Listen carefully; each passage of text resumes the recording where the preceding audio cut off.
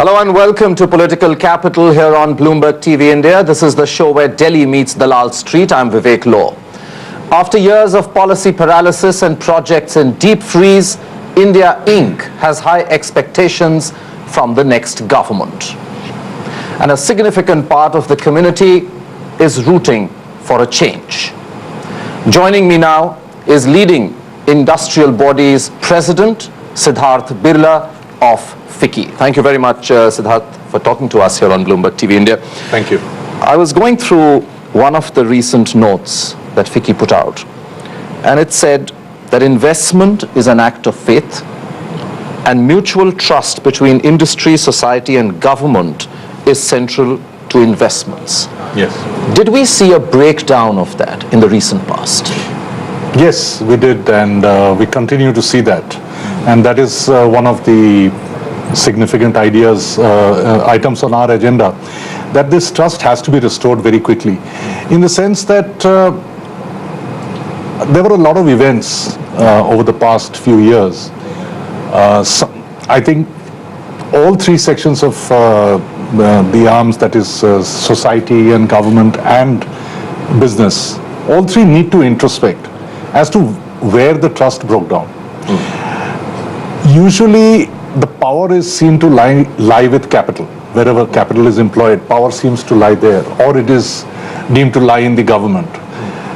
So it is natural in many ways that the public or the society at large tends to see all the faults are either with the business or with the government. So obviously, one part of the introspection is that we need to see ourselves where we have not articulated what we should have, or is it that as a combination of the three, we were moving together, we were moving forward. And obviously there were breakdowns. For example, government got embroiled in its own political agendas. You used the word policy paralysis. I, for one, have a different description to that. My description is paralysis after policy. We had lots of policies, and so we actually saw a breakdown in decision taking. Now, when the system is disrupted, it's very easy to lose faith. And I think we need to rebuild that trust, because otherwise, why, given the fact that the business case for India is very strong in terms of the market size, in terms of our growth, because we can argue India needs 8% growth, yes, but from a global perspective, even 5% growth is not bad. Certain companies continue to produce a decent result even based on domestic market. So going up and down is part of the game. But the issue is that why, given a good business case for India, were investments not forthcoming? It's not just interest rates, it's not just availability of money. And it's not just global factors. And it's not just global factors, because after all, we are a largely domestic-led economy. We did shoot ourselves in the foot. You agree with that? Oh, yes. To say this is global economy, went through a turmoil, is not necessarily the full picture. It is not necessarily the full picture. I don't think it is the full picture. And definitely for an economy which is got a minuscule percentage of the global trade, and we are much more import dependent, and everybody and his uncle wants to sell to India. So our import bills are not really going down. So I would imagine that the failure was much more at home than out in the globe. One of the big issues that corporates tell me when I talk to them, and you are perhaps in the best place to answer that, is the fact that projects not moving, whether it was go, no go, lack of approvals, you've given approval, then it doesn't close. Was that one of the biggest issues which disturbed not just sentiment, but also disturbed investment? And why I'm asking you this is because then we'll come to what the next government can do. But is this one of the biggest top of the mind issues that you deal with when you meet your members? It is a very serious issue because I think some of the decision making got lacking because we lost a sense of direction as a country. I'm not putting the blame on any one arm.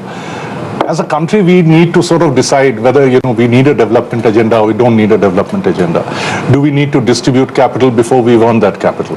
So maybe over the last 1.5 years, the discourse turned more. Inclusive growth is very nice, but giving away money doesn't make inclusive growth. Okay. So, but unfortunately, over the last 1.5 years, much of the focus of the legislation, for example, a lot of the legislation in Parliament, whether it be the land bill or whether it be the food security bill, turned towards sort of more social safety nets rather than the developmental side. So the moment that is the atmosphere prevailing in the country, then a developmental agenda takes the back seat. So therefore you start losing the balance between environment and growth or development. Now, I believe that a country at this level of India, certainly we must, for example, environment is one issue.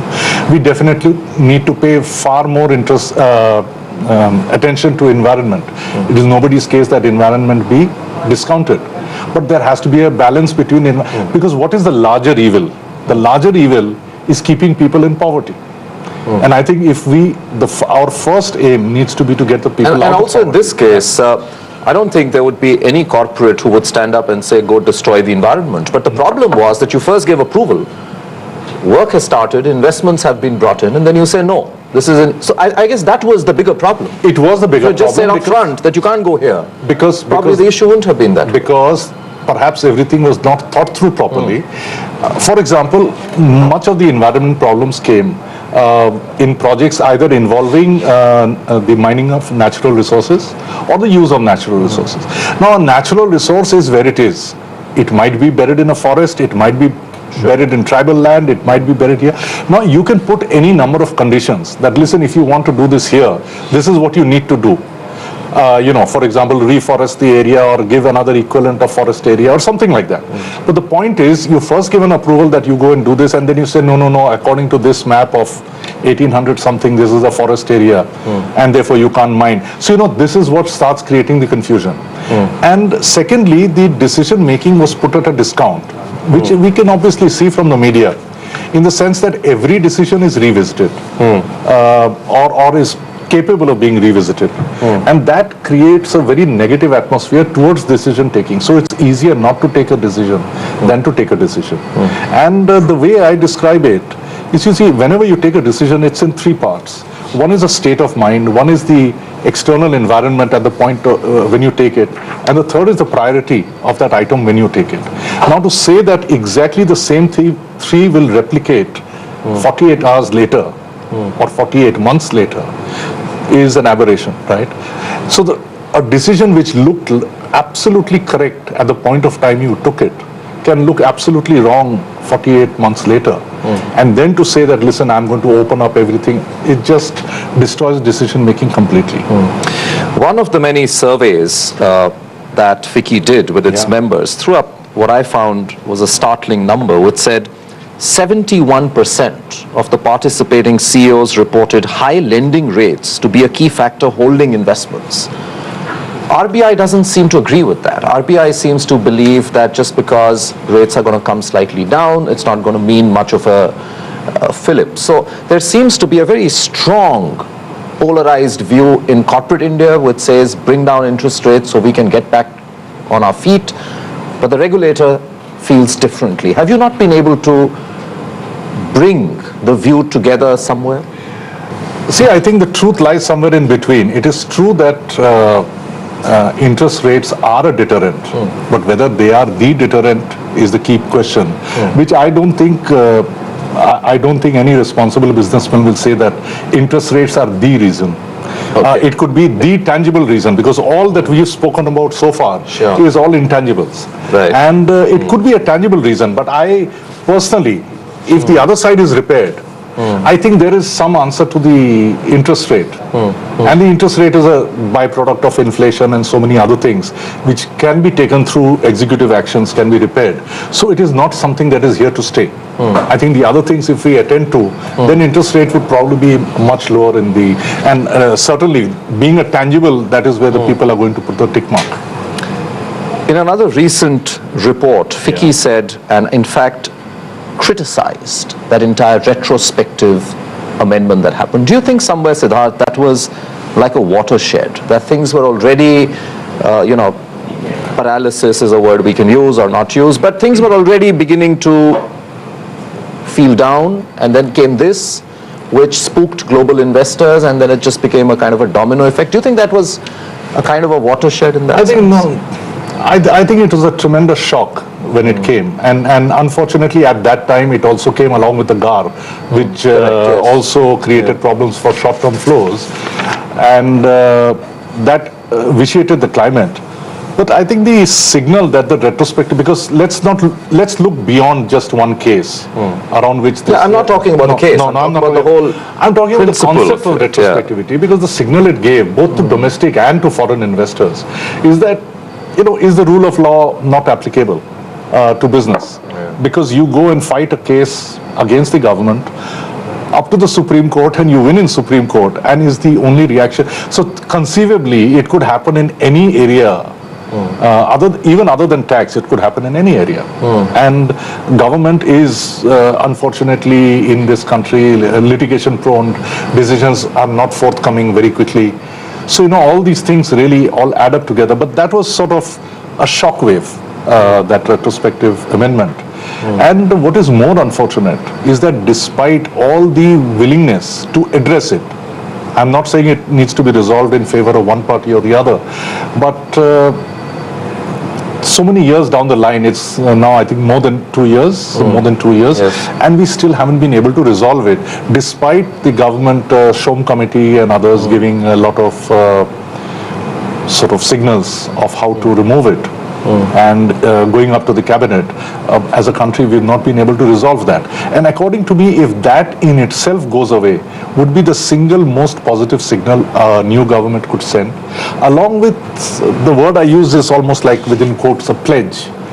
That whether it is in policy, executive decisions or taxation matters, the government would not be retrospective in its thinking. By all means, nobody can challenge. You have the legal right to be retrospective. Yes, absolutely. That was never the issue. That was never an you had issue. the powers. It was Yes, whether but I you think used it I- judiciously or not. I That think was we the need point. to have a good faith statement from the new government that we will not be retrospective in our thinking. Which is where we started our conversation from. Yeah. Where did acts like this bring in that trust deficit? They added to it. I remember we spoke last on 27th of February, just Yes. after Narendra Modi had given his economic vision. Yes. And you also made the point that evening, and you said that there is no magic wand Yes. for the economy. Yes. While one agrees with that view, nobody can dispute that view. Are there 2 or 3 things you believe, Sidharth, that the next government which comes in can do, which are low-hanging fruits, which can kickstart sentiment, kickstart and get the mood going? The markets certainly seem to be in a good mood right now. Yeah. What Well, the can be done? markets, yes, and as I was also pointed out a few days back to somebody, that okay, the stock market is not a reflection on the real economy. That's there, but of course, yes, it is a sentiment. Yes, I think there are lots of low-hanging fruits, but I think one has to go about it very systematically, because we still don't know the political compulsions that are likely to be thrown up in terms of the parliament. So let me put legislative actions as the extreme far end. We don't need legislative actions. We need certain, what I would call executive actions, and we need certain, let's say, policy repairs. That is repairs or proper implementation of existing policy. Now, in terms of low-hanging fruit, I think the government has no option but to, and again, here also they will not have a magic wand, but they need to address inflation very, very seriously, because inflation is affecting the last common denominator in this country, from the poorest man to the richest man. And I think they need to set a path that they need to set up kind of an emergency response system to shortages and distributions, how to sort of plan ahead to make sure, because I think much of our food inflation issues can be mitigated, not taken care of, but mitigated through proper actions and proper coordinated planning in advance. Mostly in terms of distribution, mostly in terms of getting administered pricing out of the way, and sort of making sure that goods reach. Otherwise, we would not see this price swings in multiples. You can see price swings in percentages, but not in multiples. So I think inflation is one of the first issues they have to address. At the same time, they can start building a very positive climate by, for example, like I said, retrospectively, are they ready to pledge in the next 30 days that we would not be retrospective in thinking or in policy. In a very short period of time, for example, can the government take steps to mitigate what is happening, say, in the coal sector? Because coal is adding on a daily basis to our current account deficit. And we're going to spend billions of dollars every year just importing coal. So even if one was to take corrective action now, conceivably it's 12 to 24 months before you see coal production in the country go up. Now, it's a tough part to tread. For example, there may be people who've done wrong and yet put money on the ground, and there are people who've done no wrong and still got money on the ground, but because of legal litigation, all of it is stuck. Can a country like ours afford to have 2 lakh crores, which is the figure given by the central government to the Supreme Court, have 2 lakh crores of assets stuck on the ground and not producing? And in turn creating a lot of problem for other power assets and other things. So they have a lot of chain effects. So I think there are lots of executive decisions that need to be put together in 30 days, not even 100 days. Some of it will be soft, like announcements. Some of them will be hard, like attending to inflation. Some of them will be attended towards decision making. For example, no matter what the mix of the government, we will have a new cabinet. Sorry. And I believe the cabinet must give a signal that it will take things firmly in its control, not leave things to group of ministers, group of secretaries. They'll meet as frequently as is required, sometimes even twice a week, who knows. Just to make sure that decision making is firmly in the hands of the cabinet and they are accountable for it. That in itself will give a kickstart to the bureaucratic decision taking. So these are some of the soft confidence making building measures. At the same time, they will have a real effect on the economy. Even so, even given all the negativity that we faced in the last year, we were still looking at, if you looked at FICCI projections, we were still looking at a 0.5% to 1% increase, given certain sort of assumptions in the coming year. So I think we were looking northwards. Now the issue is how northwards. We need to be far northwards, but we were just looking north. But we were not looking south, even otherwise. Another thing which I believe can be done very, very quickly, because all state governments are today in place. There are no state elections that are going to really come up. I think within 30 days, I think the cabinet should meet with all the chief ministers and put these 3 or 4 items in the agenda. That how is it that the center and state can cooperate to arrest inflation? What can they do about bringing back the balance to environment and growth or development? What can they do in terms of land acquisition? For example, a lot of land acquisition laws and rules are on a loose. So these are a lot of things that they can do, which will help us 6 months to 24 months down the line. Are you and a larger part of your members impressed with Narendra Modi? We are impressed with everybody who talks positive development. That's a very diplomatic answer. No, it's not diplomatic. You do so much of dipstick. What? I mean, every corporate, most corporates one speaks to feels that if he comes to power, he's going to sort things out. Is that the view? I think we need a robust system. And in a way, I answered your query without personalizing it at all. I think we need a cabinet that works, and whichever government is there. Because today, it's if one goes through the media, you know, there are so many points of faith you have even in the UP. But a lot of the points that you've raised so far in this interview are exactly what he's talking about.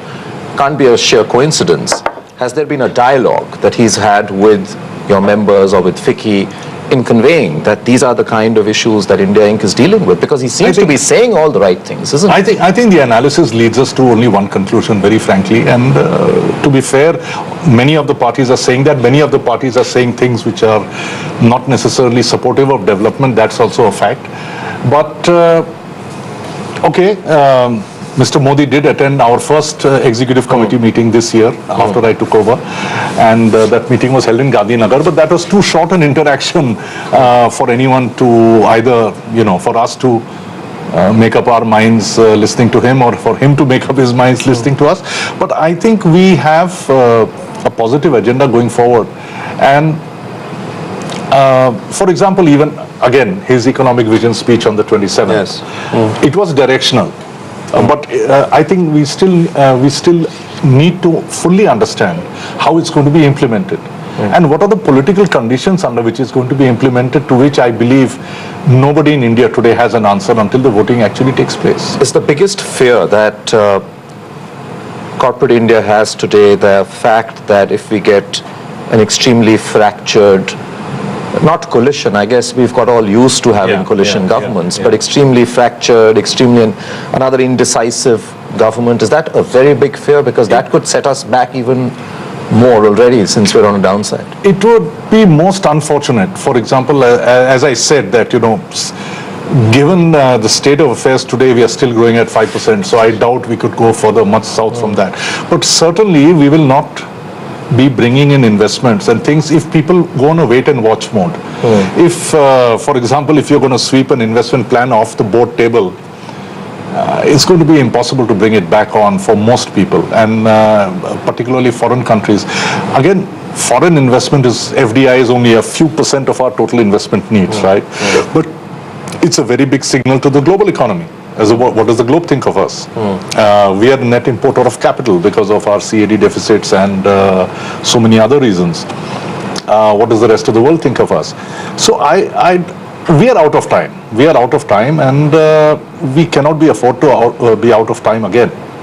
I think it will be the biggest tragedy to hit this country. So it's not a fact that just because the business doesn't like it. I think it's going to be far worse for the common man than it is going to be for business. So it's going to be bad for the country. It's been a pleasure talking to you, Sidharth Birla. Thank you so much. Thank you very much for joining us. Thank you.